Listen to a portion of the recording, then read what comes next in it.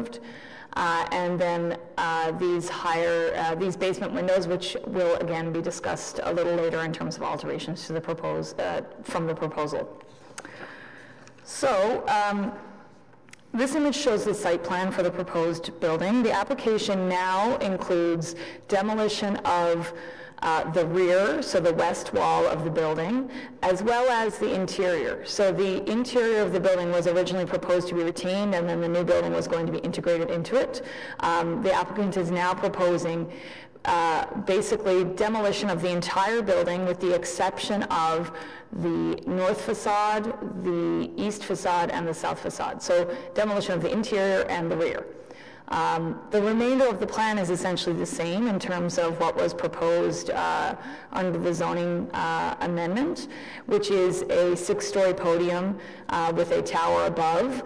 The proposal does require 2 minor variances. The existing height limit is 83 meters, and the applicant is seeking 84.5, so a 1.5 meter increase to the height. And they are also seeking a decrease to the soft landscaping at grade, where 16% is required, they're seeking 12%. So that will be dealt with through the Committee of Adjustment. And again, a site plan control application will also be required for this proposal. So the proposal includes reconstruction of the interior of the building, so demolition down to the facades, and then reconstruction of the floors at the same heights they are currently at, and tying that back into the original building. And this is important because we wanted to see the floor heights matching the windows of the existing building and that sort of thing. This image shows the proposed east and north elevations of the proposal. So the proposed north elevation shows the restored historic facade with the new tower set back 12.5 meters from the front. So you can see this setback here. The proposed tower is symmetrical, enhances the sense of verticality that you see in the building and is one of the heritage attributes of it. It's proposed to be clad in a bronze or a champagne-colored metal panel to complement the buff color of the historic brick on the building and the decorative metal details. The proposed north elevation you see here shows the masonry-clad podium, so it's a black brick with stone at grade, and setback and the setback of the tower from the front facade of the Medical Arts Building. The new and the old sections of the podium, so this is obviously the historic portion of the building, and the new podium are separated by this glazed recessed gasket. And the podium matches the floor heights and datum lines of the historic building and features a similar symmetrical arrangement of the windows. This shows the proposed south elevation. So this will now go to the rear of the lot where the surface parking lot was I was speaking about earlier. And then the north elevation, which I spoke about earlier. So the building facade is much smaller on the south elevation. And then the podium, it's treated in the same manner, but it is a longer facade to match the size. So as discussed earlier, the proposal does include demolition of the rear wall and the interior of the building. The plans on this screen illustrate the shoring method. These are preliminary, and you can ignore the design of the tower up above because I believe the shoring plans were done prior to the changes to the tower. The building will be braced using a steel frame stabilized on concrete piles. The frame will be attached to the building via wood blocking in order to minimize the impact on the historic masonry. And the windows will be removed from the building, and the bracing will go through the window openings. Further detail will be required on these shoring plans as if the project is approved, both through the building permit details and further requirements from staff. The anticipated timing for the bracing is 18 to 24 months. Section 11 of the Cultural Heritage Impact Statement that was prepared by Robertson Martin, page 35 of that document, outlines the proposed conservation approach. That approach has been incorporated into staff's recommendations and included in the conditions that are being proposed that I will discuss in just a couple of minutes. These are just some renderings showing the proposed project when it's completed. So looking sort of northwest along Metcalfe Street. The top one is obviously a kind of a bird's eye view, I suppose. And then looking south towards the north facade. Here I'd like to speak to the bottom image because I will discuss it again in a minute, but one of the heritage attributes of this building is defined as the 6-story massing with the 7-story penthouse. And in order to accommodate the proposed tower and the construction, a portion of this penthouse volume is to be demolished and rebuilt. The existing volume includes this portion here, which is right now, and then the portion back here, which is currently showing as a pergola, is just a stucco-clad box. It has no character to it. However, because the heritage attribute is defined as the 7-story penthouse, staff felt there was a real need to provide some memory of that volume and legibility, even if it is just from above. With a lot of new construction around here, the roofscape of this building will be visible, and I think this proposed amenity space will provide some memory of the historic volume of the building. Oh, sorry, I went back the wrong direction. So in addition to as you can imagine, this is a fairly complicated project, but in addition to the proposed new construction and demolition, the end result of this project would be a proposed restoration of the historic facades. And these plans are included in the report. It's very difficult to read all that little tiny text on the screen, but just to summarize, basically all the masonry elements are to and restored. The existing windows are wooden sash windows. We are not sure if they're the original windows. There is some speculation that the original windows may have been a metal-clad wood window, and I did go and look at the at Nofke's plans at Library and Archives Canada last week just to sort of confirm, and there is no indication on the plans as to what the material of the windows is. So the applicant is proposing to replace the existing windows with a metal-clad wood. Rehabilitation of all of the leaded glass windows. So there's leaded glass here, there's some above the door. So rehabilitation of all of those. Removal, restoration, and reinstatement of all the metal panels and grills. So there are a couple of metal grills here adjacent to the front door. All of these metal panels are in varying conditions of needing to be rehabilitated. And then there's two major alterations to the facade. The first is the basement windows. Actually, no, I'm sorry. I'm going to speak about the front entrance first because it leads to the basement windows. The current front entrance to this building has several steps and is not accessible. So in the interest of providing an accessible entrance to the building, the applicant is proposing to lower the front door to provide an entrance at grade. The fine details of window and door and transom arrangement have been determined at this stage. The intention is that the front lobby of the building will be a 2-story space, so you will walk in through this 2-story entrance into a large lobby. Due to the proposed lowering of the front door, these basement windows then become half in the lobby and half in the parking garage, making them somewhat difficult or unnecessary, I guess. So the applicant has proposed to retain the window openings and infill them with a recessed masonry panel. So the memory of the windows does remain, and it is a reversible intervention down the road if that was ever the choice. And again, I'll speak a little bit more about the entrance when we get to the conditions section. The north and south elevations, the treatment in terms of conservation is the same. This does show, again, the penthouse volume that I was speaking about earlier.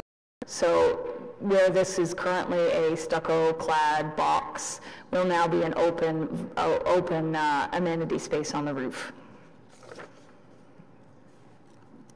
The building, the applicable standards and guidelines are the same ones that you frequently see. Conserve the heritage value, do not remove, replace, or substantially alter the intact or repairable character defining elements.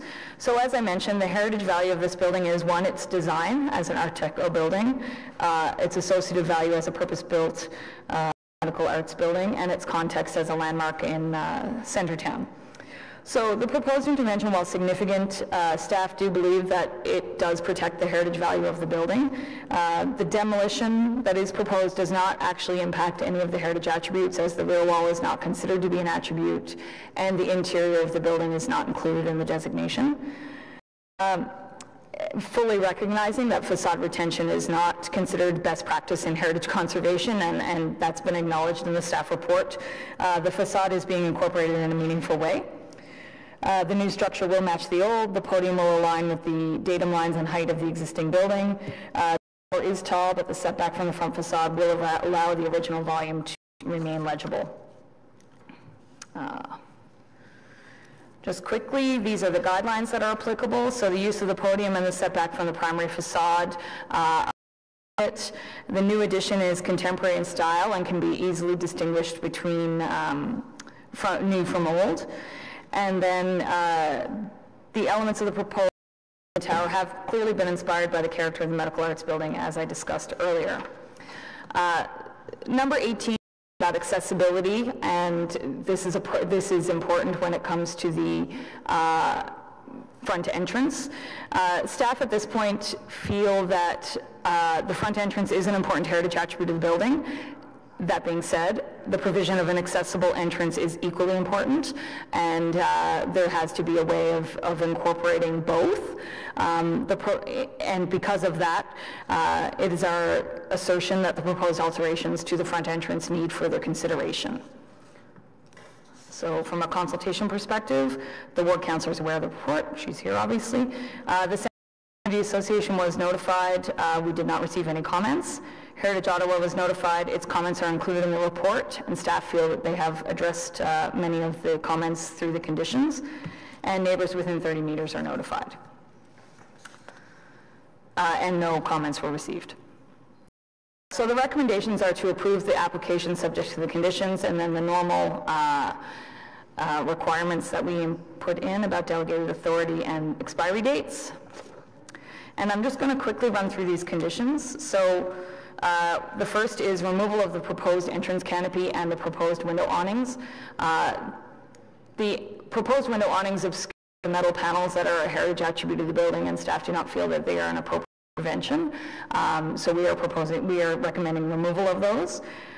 The currently proposed canopy obscures the front entrance and the metal panel above the door, which is an important heritage attribute. That being said, if there is a functional requirement for the canopy, staff would be willing to consider other options for a canopy down the road through delegated authority. The applicant has proposed to light the facade, and so we are recommending refinements to the lighting scheme in consultation with staff. Basically, we would like to know what types of fixtures and the type of installation method that's going to be chosen. This is a condition related to the front entrance, so we'd like for the applicant to explore alternatives for providing universal accessibility to the building, whether that is the front entrance or an alternate to the building. If it is the front entrance, then refinement to the options to look at the arrangement of transoms, the choosing of an appropriate door. The drawing on the left is from Nofke's plans, so it does give us some idea of what the original front door would have looked like. And then finally, the implementation of the conservation measures that are outlined in document. I won't go into big detail on those, but if there are questions, I can answer them. Documentation of the building prior to demolition. And then providing a letter of credit in an amount to be determined with staff and the applicant. But the idea of this is that given the risk associated with this project, that a letter of credit in the amount equal to the estimated cost to stabilize, repair, and restore the facade in the event of a collapse would be provided by the applicant, and it would be held by the city until the facade work is completed.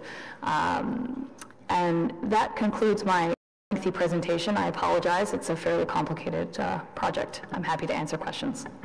Okay, thank you very much. Actually, we're going to move right to public delegations, and then there'll be a chance for questions to staff afterwards. So we have 5 speakers registered. The first 2 speakers are Rod Leahy and Robert Martin. I don't know if you're coming up separately or together, as you wish.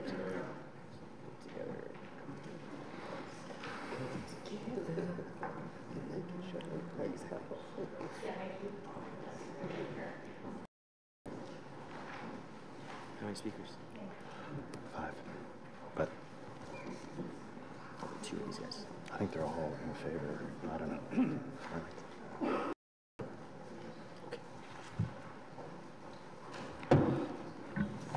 Good morning. Welcome. Good morning. Thank you very much for allowing us to make a presentation. Actually, I think Ms. Collins has done an excellent presentation. I don't think I really have to add anything to it. We're here to answer to answer specific questions. I also have with me the structural engineer involved with the actual showing process. If there's specific questions to him, he can be brought forward with techniques on how the facade is being held up. I also have geotechnical here as well too. If there's, I know there's concerns about building high-rise buildings in this area. I would like to say though, this is one of these projects. Quite honored to be working on this project.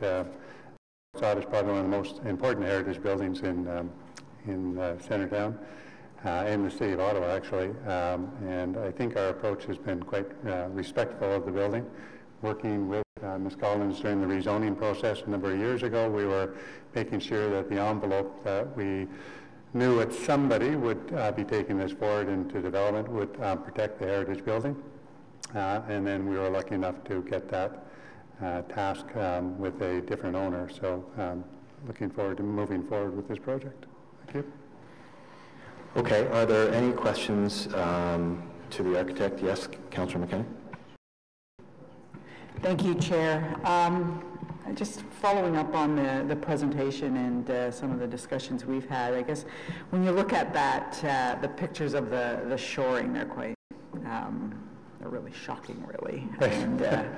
And we'll be looking at that for at least about 18 months, I think, is what is expected. And you know, it's, I don't want to be, as I said to one of my colleagues here, I don't want to be relative about heritage, so I'm not going to compare this in any way to Somerset House. But we do have a comparison, obviously, and can you just in a bit more detail discuss how that shoring will work so that we won't get seepage into the walls? I mean, you're essentially removing the inside of the building. My understanding is that this is not facadism. Right. You are going to document what is there now and reestablish the inside of the building. But in the interim, how are you going to prevent any seepage, any deterioration of walls? And I understand that, you know, we do have a guarantee through a letter of credit if you know, if we do get if something does happen tragically, you know, part of the wall were to collapse, or we lose part of the heritage attributes. But what, if you could explain, you know, to the committee and to myself, and you know, for the benefit of the community, what exactly you're going to be able to do to ensure that we don't get deterioration over 18 months in those walls. I think that's in two parts. So the goal is actually to create in the end a better building than what was built in terms of floor assemblies and fire rating and everything. So by removing the structure, we are having difficult marrying the proposed tower to the old structure and differential movement between the two, and there were some concerns about how that would take place. So through the design development process, the idea was could we in fact hold up the facade, remove it, and then actually with the new construction, pour new floors to be perfectly in line where the old floors were. So windows remain the same relationship, floor to window stays there, so you say in that same activity on the street. So the engineers come up with a fairly significant, interesting approach on basically the truss form on the outside of the building, reaching through the building at all of the window levels and then bolting the facade together. It involves piles on both sides of the wall. So we're quite comfortable with how that's being held up. I think Robert can address some of the concerns about exactly what you said, water penetration and what's being done from a conservation point of view. With respect to protection of the defined heritage character, certainly one of our primary concerns, much like the example, or I would say bad example of Somerset House, we've been working with the design team, and what's proposed, both in the, I guess, final version will be additional flashing and water shedding of the skyward facing joints and architectural details.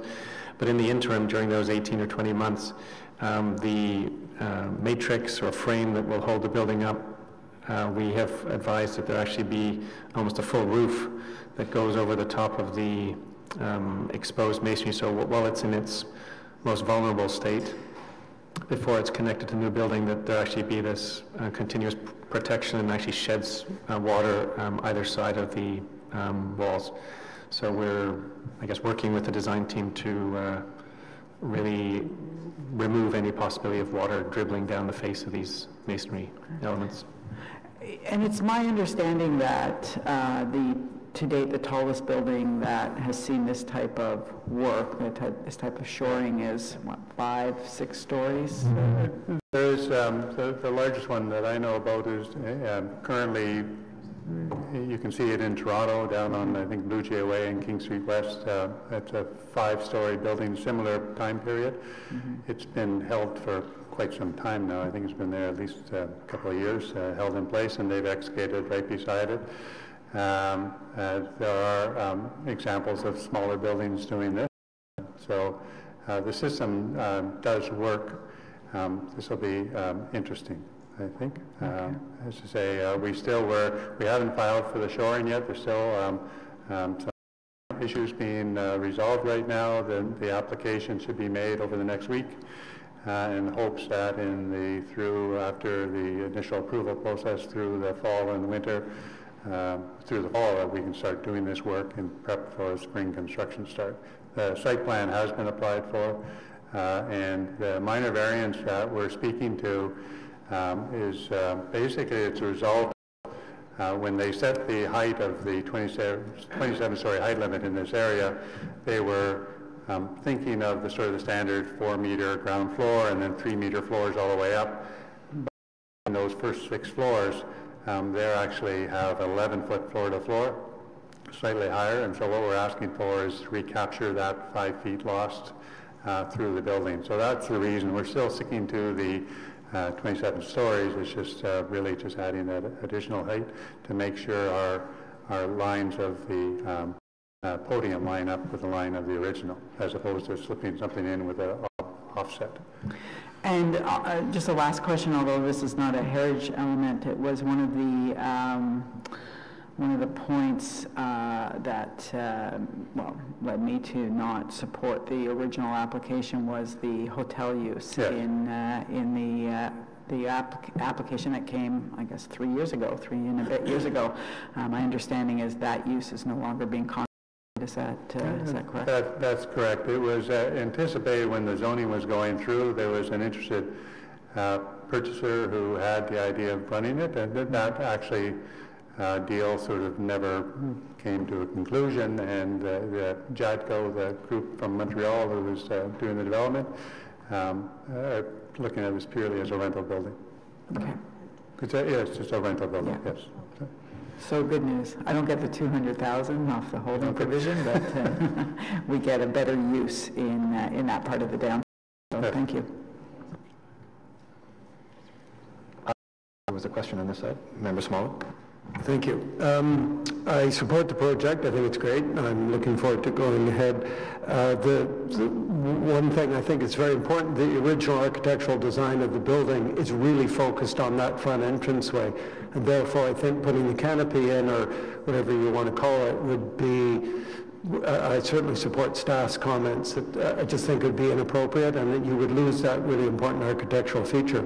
Having said that, I think my question is probably to Robert Martin. I also understand and think it's very important that from an accessibility standpoint, that the accessibility be dealt with at the front entrance, that people not be sent around somewhere else to enter, that they should be able to enter the same way everyone else does.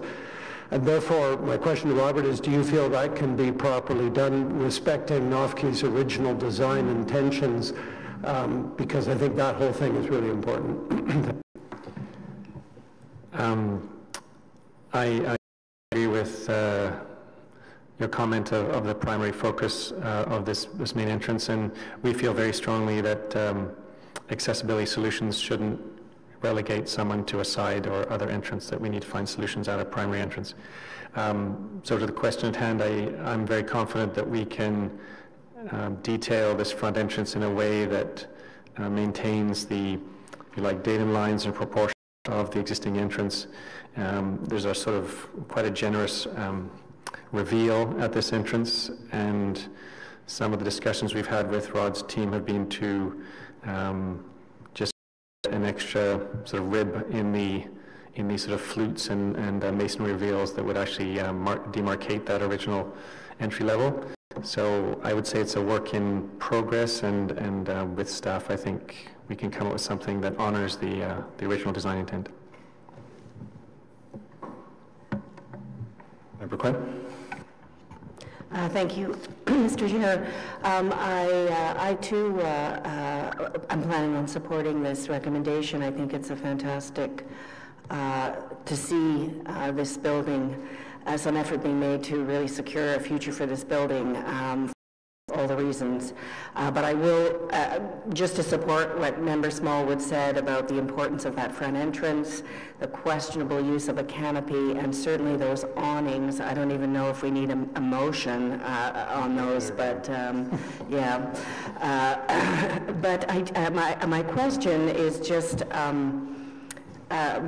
getting back to the shoring and the amount of Lita clay in Centertown.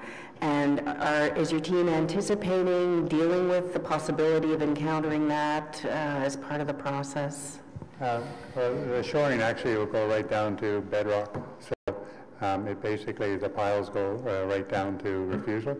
So that takes that part of the question out. I mean, the issues that took place with the Tribeca is another issue with the sort of dewatering of the underlying clay, but in terms of the facade, it will be on stable rock. And then the rest of the building actually goes down to rock as well. So the issue becomes, from a soil point of view, is the water issue and on the surrounding soil. So I have actually from Patterson's, I believe, Carlos de Silva is still here. So if there's specific questions regarding soil concerns, he's here as well. But I mean, I'm not worried from the facade point of view. So. Okay, thank you very much for coming this morning. I see no other questions. So we'll continue on our list of public delegates. James Gary is the next person on the list.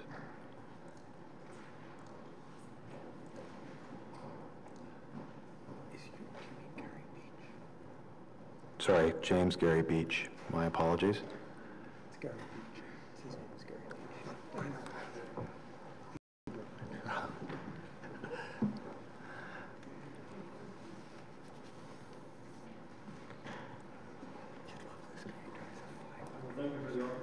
Good morning. Yeah, welcome.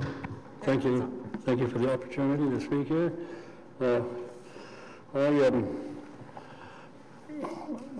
I have a concern project and how it's going to go that relates to the fact that I own the building immediately to the north of this project. It's a 126-unit, 12-story apartment building.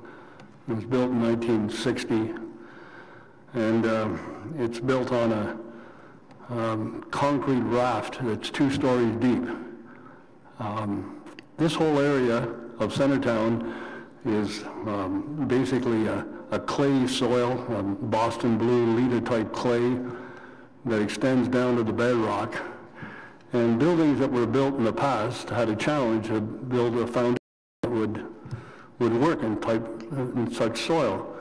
It turned out with excavations of buildings that are 1 or 2 stories deep that the most practical way to do that is to put in a concrete raft, and basically the building is floating on the soil. That's the way the building to the north is built. And we now have a tremendous problem with a developer who wanting to do a 60-foot excavation beside a building that's floating on clay, and because it seems that it's nearly impossible to do the excavation, develop shoring that is totally waterproof, and keep the soil from compressing underneath the building. You know, if you create a route for water to escape from soil that's under load, the water escapes, the soil compresses, and the building settles. I unfortunately own another building which is a block away from where this is going to happen, and 4 or 5 years ago, Claridge came to me to build a building right adjacent to this building. It's an 11-story building. And so I own an 11-story building, and developer wants to do just what is going to happen here, do a 60-foot excavation to bedrock, all sorts of guarantees that there'd be no movement, no settlement, everything would be done properly. I'm now dealing with an 11-story building that settled 5 inches. Now try to picture an 11-story building settled 5 inches. And in the process of doing that, there was a lot of differential settlement which resulted in damage. So we have a problem to deal with this, and it hasn't been resolved yet. Now I find myself with another building adjacent to another project where a developer wants to do a 60-foot excavation. So of course I'm concerned at this project and how it's going to work. Now I understand that this is a heritage committee, so obviously I shouldn't be addressing you totally on the issues of excavation and shoring and that kind of stuff. The heritage part of it is what we're here to talk about, right? So I'd like to suggest a proposal, an idea here. I, in the next months and in the months to come, I'm going to have to negotiate with the developer who wants to develop this property, some agreement about shoring, tiebacks, etc., and how it's going to affect my building. I'm going to try and do that in such a way that I don't have damage to my building and do the best I can. However, I perceive that the developer's problem here with this heritage building is quite challenging. The presentation that you have here to build dry piles to bedrock and build a support system, support the 3 sides, gut out the interior, try to accommodate a new elevation so that people can get in and out of the front entrance of the building without having to climb upstairs, all these problems. It occurs to me that I would like to suggest that this committee consider and perhaps even give the developer an option as an alternative to what has been proposed here, to actually disassemble the 3 walls that are left. Disassemble it, remove it from the site, store it, and redesign the structure so that when it is built, they can reassemble it so it looks exactly the same, and in the process of doing that, reduce all the risks that will be involved in collapsing and it not working. And I would predict that if they try to build a structure to support those walls and support them. I'm just giving you a 30-second warning because your time's almost up. A 6-story high wall, and it's very, very likely before it's all over, it won't be so pleasant. So I'd just like to suggest that you might consider recommending that that's an option that developers should have, provided, of course, everything is put back exactly where it was. And just in making a final comment, you also might consider that it might be really nice if they were going to do it that way, to set the front of the building back so it's parallel to the adjacent building, and matches the setback that Sobeys and Tribeca have, creating a wide streetscape between Lisgar and Nepean. Okay, thank you very much. I'm going to have to stop you there. Okay. Because you're out of time. I didn't know I had a time limit, but nevertheless, fair enough. I said my piece. So thank you very much. I don't see any questions, but we'll follow up with staff afterwards. So thank you very much. I'd like to return to your seat. Okay, thank you very much. And next on our list is Martin Perez.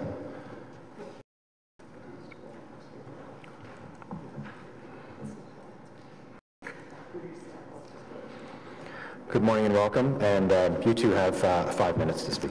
Okay, I'll be brief. It's fairly simple. I am on 231 Lisgar Street, so I am a neighbor of Gary Beach, and just wanted to voice some of my concern. Obviously, this is a very big building. I have a small house. It's not just a house, it's also my business. I'm an acupuncturist, and so my two concerns, for one, is obviously that my house probably will move based on the size of this building. So make sure that that obviously everything's in place so that I'm protected. And then my second concern is that I run an acupuncture business. With all the construction that we have around the area, already has had an effect on my business.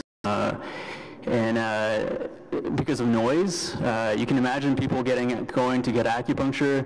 They want to receive something that is relaxing, and when the house is shaking or there's a lot of noise, I have had some loss of business.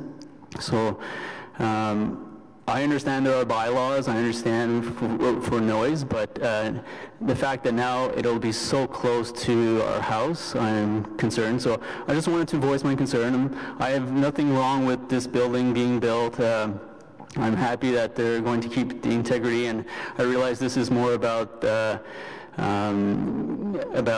maybe what I'm voicing right now is a bit early, but I just wanted to voice it earlier than later, so that's why I'm here. Thank you very much. Question from Councillor McKinney. Hi, thank you, Chair. More a comment, Martin, than a question. In terms of the noise, and I hear you, it can be very difficult, and we, as we build in the downtown and we live in very close quarters, yes. The effect on neighboring properties and residents can be significant. But I want to just point out, and this is an early discussion. This will, as the building's happening, this is this would be considered an infill because it is very close to other residential properties. So the noise bylaw for infill would kick in. So although doesn't mean that they can't make noise all day long. Can only start a bit later on the weekends than normal commercial construction can. So, when the time comes, we'll ensure that all of that is in place. That the noise bylaw, the most conservative noise bylaw that we have, is in place for this infill. Okay.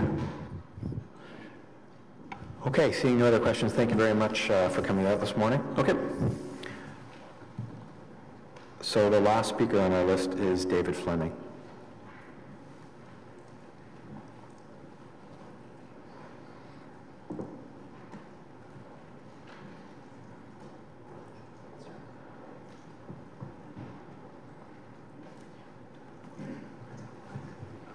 Welcome back. Thank you. I'm very pleased to to support this recommendation. And we are pleased to have had the opportunity to submit our comments prior to the staff report being finalized. It's in document 13 of the staff report. This is, I think, a good example of heritage facadism and how we are trying to develop our downtown but yet preserve our built heritage. One of the things that has been mentioned by a number of people was the main entrance and the access. And I just want to offer this as a suggestion. You might want to look at what has happened with Grant House on at 150 Elgin Street. It's now Becta Restaurant, and their accessible access is on the side of the building in the courtyard leading into the main building that was built behind there. And that might be an option to look at when trying to hopefully preserve the main entrance rather than trying to change it. Just a suggestion. Thank you.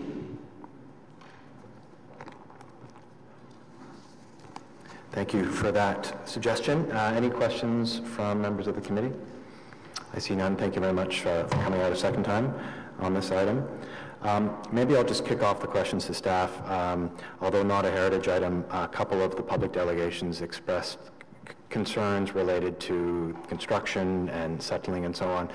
I don't know if you want to speak to that or maybe speak to those members afterwards to provide advice, but if you wanted a chance to say anything now, I wanted to give you that opportunity. Mr. Chair, I'd just like to say that at this point, obviously those are not issues that are looked at through the heritage application, but this proposal is subject to site plan control as well, and an application has been recently submitted, I believe, so those issues would be dealt with more in the fullness of time. Okay. Any questions to staff from members? Mr. Vice Chair. Thank you very much. One question which I have has to do with the Urban Design Review Panel review of this proposal. Presumably, this is going to be part of the site plan control application process. And my question is, has the Heritage staff developed some specific guidelines that would contribute to the Urban Design Review Panel discussions on the materiality, the form, and the detailing of the new building that is going to be coming to UDRP? At this point, we have not, but it is something that I think would be well within, our need to do in advance of it going to the UDRP. So it hasn't been yet as far as the site plan application, but it will go, and we do attend when there is a heritage building on the agenda. So they will have the full information available to them. The reason for that question is that this is a significant high-rise building, and the character of it, of course, is going to affect the way in which it demonstrates its respect for and complementarity to the existing facades. And so I think that I would urge you to focus on that. Having seen the massing, I think that it's a very good step forward in the approach, where you have the podium at the same height, which reinforces the sense of the massing of the Nofke building. The setbacks of the tower, of course, help to respect that. So there's a lot of good work that's been done already, but the devil's in the details, and I think that if you can work towards a set of principles to guide the architects in the final design, that would be very, very valuable. And I don't know whether it's intended to have comments on the design come back to the Built Heritage Committee or not. I don't think so. But anyway, I just wanted to emphasize that part.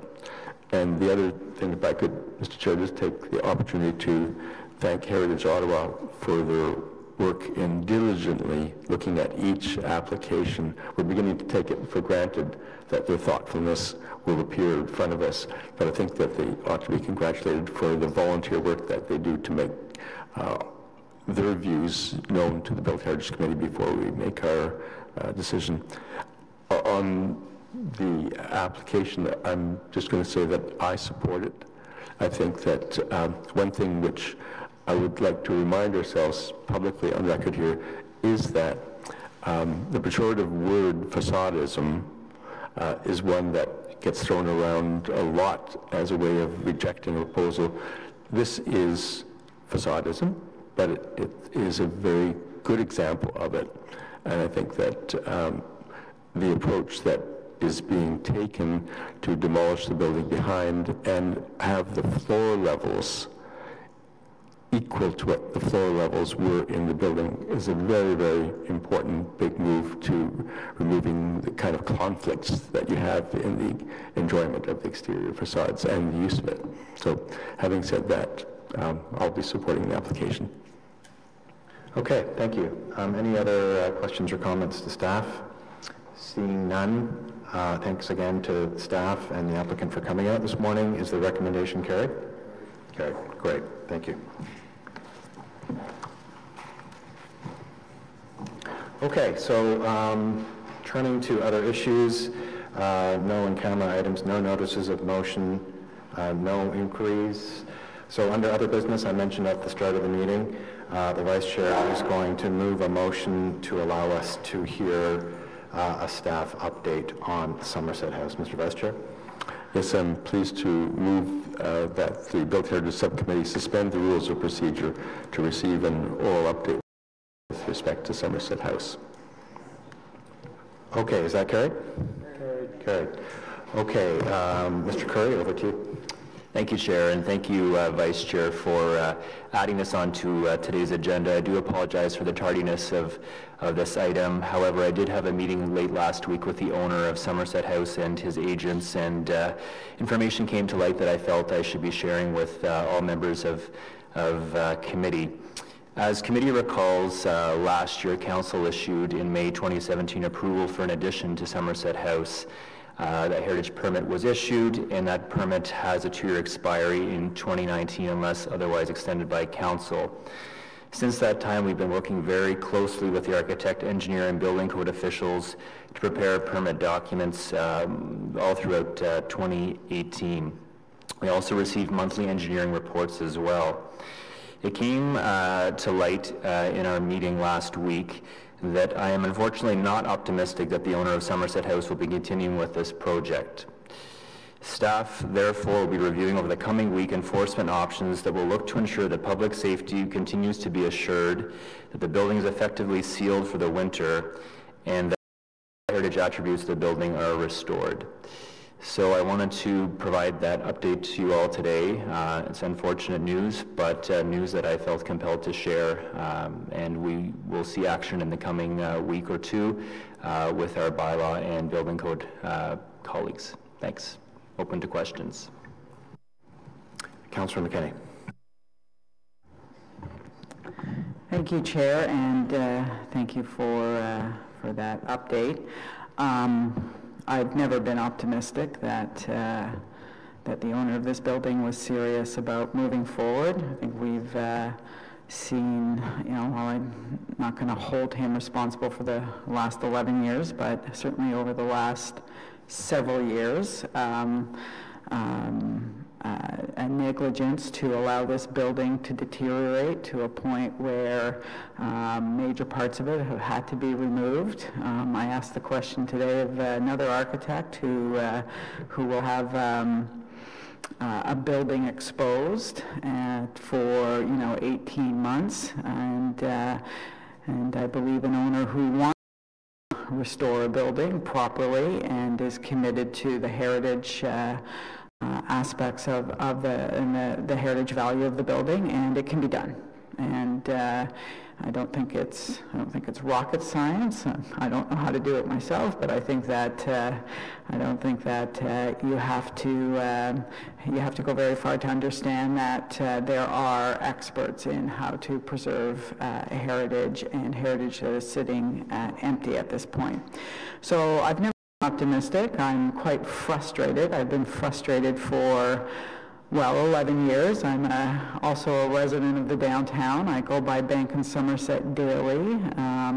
Many people do. This is one of the most important heritage buildings in our city. I think we've got two that I would point to as being particularly egregious when we look at heritage that is being allowed to deteriorate by neglect. Certainly in Councillor Fleury's ward, the Our Lady building and Somerset House. And so I am interested today in hearing. I mean, when we look back at 2 years ago, I had raised the issue of expropriation.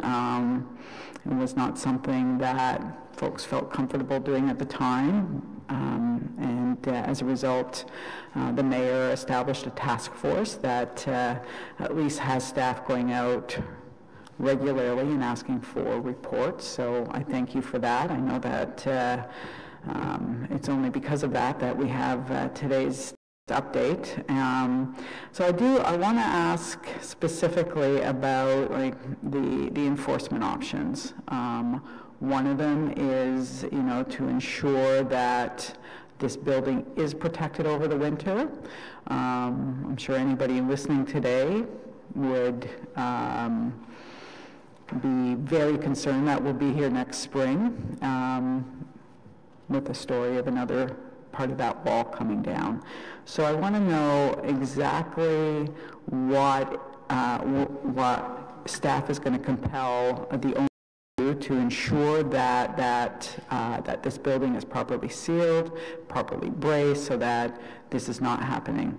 And the other is on the heritage attributes. I'd like to know exactly what that means. I mean, does this mean that we can compel the owner to fix the windows, to, repair the heritage elements?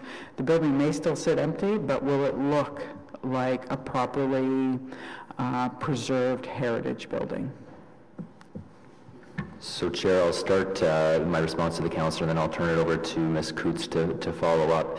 There's two streams here. One is the public safety aspect, and that is, of course, paramount in all of this. And we are receiving, as I said, monthly engineering reports and monitoring the structure of the property. Our colleagues in Building Code Services are rather alongside us. So we are in receipt of those monthly reports, and we will be ensuring that anything needs to be undertaken prior to this winter to ensure that the property does not deteriorate. On the heritage attributes front, seeing how Council had approved last May a new plan for Somerset House, along with that a restoration plan of the heritage attributes, in the last year we haven't been pursuing the active replacement or enhancement of those attributes, knowing that redevelopment was to be undertaken this year or next year. Now that that doesn't appear to be the case, that is the second aspect that we will now be pursuing, such that what of the building that does remain is restored to its grandeur. And I'll ask Sally to talk about those aspects. Mr. Chair, the heritage staff with building code, our property standards, inspected the building this week as part of this ongoing monitoring, and we are in the process of creating a comprehensive list of work to be done on the heritage attributes, because because orders can be issued under the property standards bylaw to repair, and so we are working on that, and we expect we've identified areas of concern, etc., and we will be working with property for orders to be issued to ensure the preservation and conservation of the heritage attributes of the building. And can I ask, what would be a reasonable time frame for you to report back? I think that in the case of Somerset House, I don't think that we can just wait until we get new updates, new engineering reports. I think that I would like to see a more regular update to Built Heritage Subcommittee. So what would you suggest would be a reasonable time frame? Chair, the goal is to issue those orders within, I would say, within the month, certainly, of September. So I can certainly convey that information to Council at that time. It's a matter of public record. And certainly, Councillor, we can provide an update to our next Built Heritage Subcommittee meeting in October on this. Okay, I appreciate that. I expect that the rest of the committee would agree with that.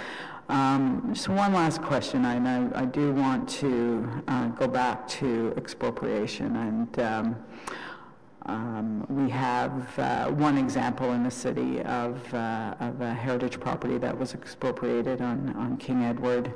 And I know that it's done in only very rare cases, and I understand why that is. Can I ask what, in staff's opinion, is the threshold here for expropriation? At what point would you have reached? Would you come back and recommend that we take a more aggressive stance and pursue expropriation? Chair, I believe I'll start answering the question by saying that what we will be undertaking over the next few weeks will be the most aggressive actions the City of Ottawa has ever undertaken against this property. And so we will start with that aspect of issuing orders and hopefully incentivizing change of behavior and approach on the part of the owner. We are also working on the development of a financial incentives program that will be that is part of the Mayor's Task Force on Heritage Matters, and I'm hoping with Council's support that will be something that will be available next year. So I really feel that it would be after viewing the success or failure of these orders and the implementation of such a program that may provide incentives to this particular owner to activate this site that the very strong tool expropriation would be considered. Okay, thank you. Councillor Wilkinson? Yeah. Under the Built Minimum Standards Act, if you give an order, there's a certain time, I believe, for them to do work, and then that's not when the city does it and charges it back to the province. They do that with other things, I know. Is that what's going to happen in this case? You're going to give them very extensive orders of what they have to do. There will be, I hope, a timeline which is reasonable enough so it can get done before winter. If that doesn't happen, would the city then go in immediately and get back, charge it back to the property by putting it on the property taxes? They do that for cutting grass. I hope they can do it for saving buildings. So yes, the City of Ottawa does have the ability to do that, Councillor. I'm not going to speculate. I'm hopeful that the owner will undertake the work we undertake, but yes, that is the last resort. It's a last resort, but I think we need to, in this particular case, it has to be there, and we can't just play around anymore. This has been going on forever. Thank you. Member Small? I just wondered, do we know if there's currently water infiltration into the structure?